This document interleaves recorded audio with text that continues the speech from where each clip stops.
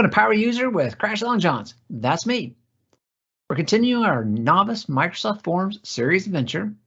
Our previous video, we covered the branching and sections. In this video, which is part 4, we're going to cover settings. So let's get started. Jump over to the computer.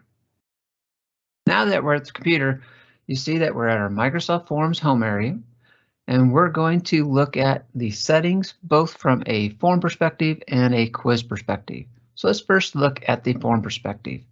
So we have our previous form branching form that we talked about and set up in our previous video. So now we're going to look at what those settings are going to look like. When we go over here, you got your preview, theme, share, and the 3 little dots, the ellipses.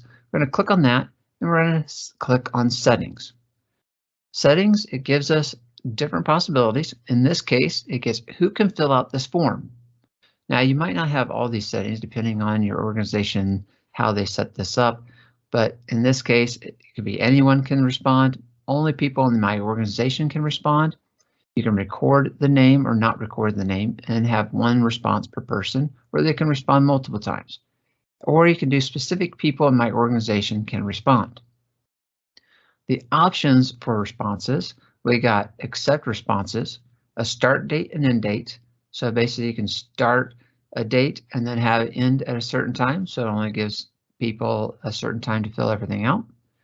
You can shuffle questions.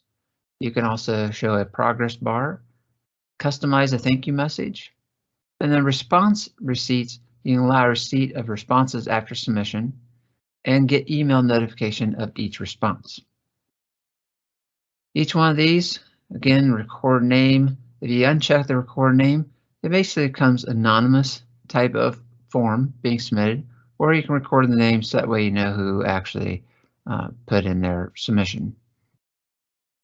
The shuffle questions, that's going to show up if you actually don't have any branching or sections. With branching or sections, it doesn't really allow the shuffle questions to show up. If you have sections, it will then allow the show progress bar to show up and be checkable. So let's now move over and look at a quiz. So here's our math quiz that we built out in our previous video. So we're going to go ahead and click on the ellipsis for settings and click on settings. So in here we have an option for a quiz. So we're going to show results automatically. You can toggle that on or off. So if you have it on, like in this case, it's going to responders will see the results and correct answers immediately after submitting the quiz. Who can fill it out?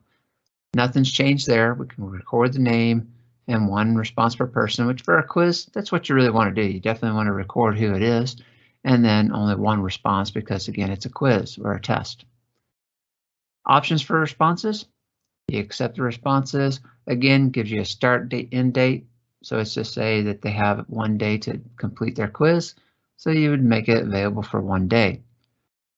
Shuffle questions. Again, you can shuffle the questions if there is no branching or sections. Show progress bar. We do have that in this case because, again, we did sections, so we can actually show the progress bar. So if I go ahead and click that, now we got the progress bar is going to be available to see. You can customize a thank you message. So same as in the form. So instead of just your response was submitted, maybe there was one like, hey, your response has been submitted.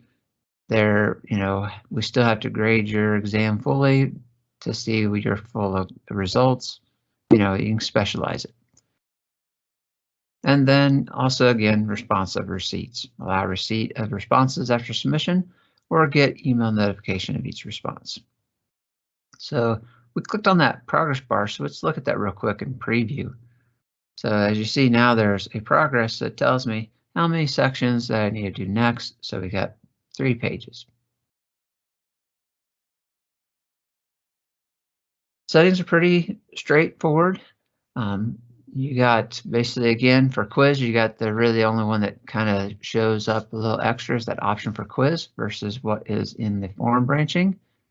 But overall, they're pretty much identical. If you like the video, give it a thumbs up. If you haven't subscribed yet, subscribe so that we can get notified about future videos. And thank you for stopping by. Until next time, keep learning.